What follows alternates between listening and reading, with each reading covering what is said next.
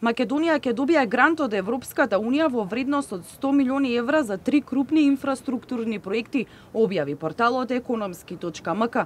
Според информациите станува збор за продолжување на градбата на пругата кон Бугарија, изградба на автопатот Гостивар-Кичево, како и на патот Крива Паланка-Деве Баир.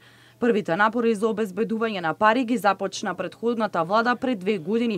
Минатата година во март и декември на 2 пати од Министерството за транспорт и врски се поднесени проекти до Европската Унија за одобрување на средства за овие капитални проекти. Конечно вчера, по 2-годишно лобирање и повеќе состаноци во Брисел, донесена е конечна позитивна одлука, пишува Економски. Во 2016 година Министерството за транспорт и врски подготви и достави 3 апликации за барање на инвестициски грантови. Првата апликација се однесува за грант од 70 милиони евра за делницата од Белјаковце до Крива Паланка, фаза 2 од железничкиот коридор 8, а токму важноста на овој проект од страна на Министерството беше неколку пати посочуван на министерските состаноци во Европската Унија Западен Балкан, кои се одржуваат еднаш годишно, почнувајќи од август 2015 година.